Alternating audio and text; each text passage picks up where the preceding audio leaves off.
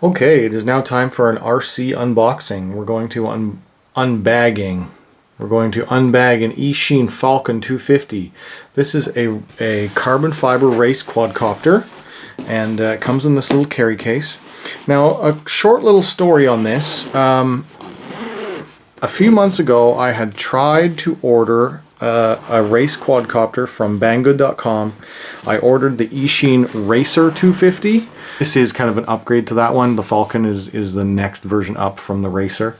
And what happened was I ordered the Eachine Racer 250 from China, and I ordered some lipos with it. And then they've kind of cracked down on lipos direct from China that are not shipped in a product, and the order got rejected by border. Luckily, GreatHobbies.com and Great Hobbies, the brick and mortar stores, have now started carrying Eachine stuff. Really awesome that they now can get Eachine equipment in, because it is a very, very good value. So you get this soft carry case, you get some props. These are 50 by 45 bullnose props, and here is the Falcon itself. So this is the Eachine Falcon, and some of the unique things about it is it does come with these 10-degree tilt motor protectors, so that when the quadcopter is level, the motors are tilted at a 10-degree angle, and that improves your speed ability. As well as the Falcon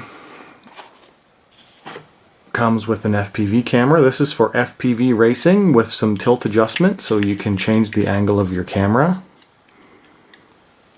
Okay, this is the ARF version, almost ready to fly, so I will need to add my own receiver and bind it up with my radio.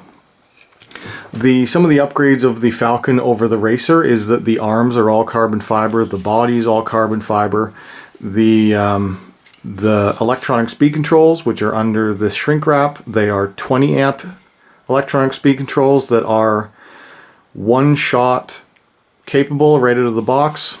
And the flight controller on this, I can't get any good sight lines in here, but the flight controller is a CC3D.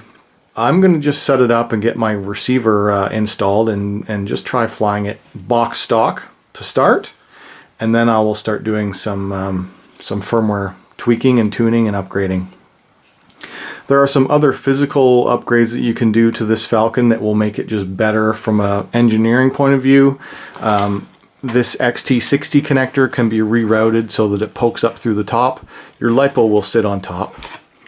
And the other thing that people are doing is, this is the video transmitter unit here, and you can remove it and flip it around so that it sits up higher. And once the video transmitter is up higher, that will allow it to have it will allow me to have better access to the USB port that is now buried down in there. You can't even see it, but there is a USB port on the flight controller down in there that once I move some stuff around, it will be easier to access. Anyway, this machine is fully, rebuildable, upgradable. You can do whatever you want with it. The power switch here is for the lights. It does have lights on the bottom. I believe it's blue on the front, red on the back on this one, but I haven't even powered it on to try. And it also has carbon fiber landing gear. All of this can be tweaked and adjusted and moved around and improved upon. So this is my first legitimate race quadcopter. Up until now, I have been using a Blade 200 QX that I had stuck the little micro FPV cam on top of. So this is going to be my new race quadcopter, and I'm excited to try it out. The video transmitter on it is a 200 milliwatt, and what I'm using now is only a 25 milliwatt, so this should give me quite a bit more range and also quite a lot more power. This comes, I was speaking of value, so you get this carbon fiber quadcopter, you get 2204 brushless motors, 2204 2300 kilovolt brushless motors, you get 2 sets of props, you get a mushroom video transmitter. It comes with a LiPo. The battery it comes with is an Eachine 1500 3S, as well as it comes with a bare bones LiPo charger that can do 1, 2, or 3 cell. Which current is 3 by 800. Output current is 3 by 700 milliamp. One thing is that you get 0 instructions for this. You get no instructions at all for this. So you're totally on your own or relying on the internet to help you out. And there is quite a bit of support for these. Look on Facebook groups, look on wikis, or just talk to other racers.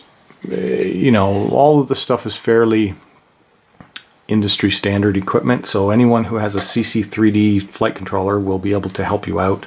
So you get the charger, you get a LiPo, you get the quadcopter, you get a camera, you get a video transmitter, you get all of the ESCs, the motor protectors, the power distribution boards all along the bottom.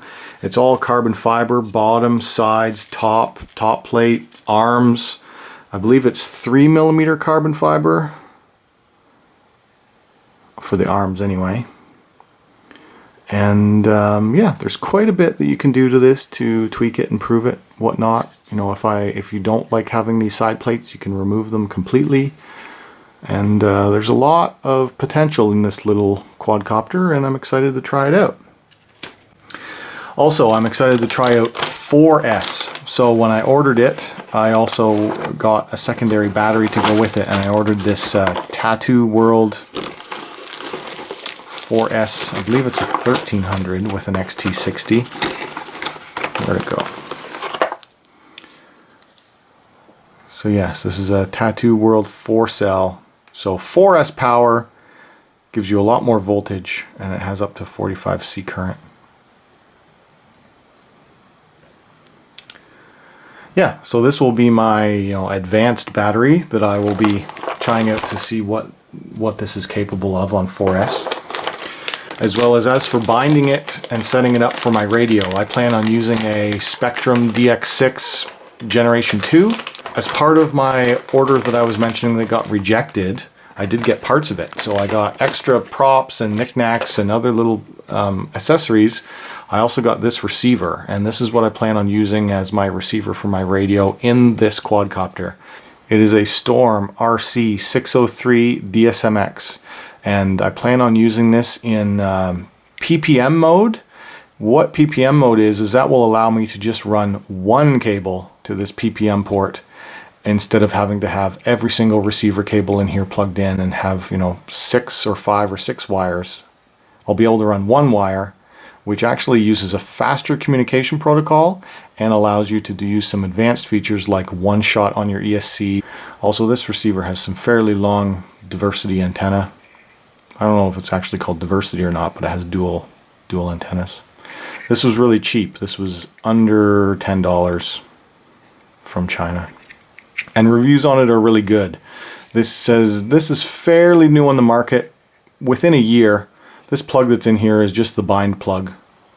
And it's set up in the bind spot. Anyway, so I'm excited to get this all hooked up and installed and get it into the air. So thanks for watching. This is the unboxing of the Eachine Falcon 250.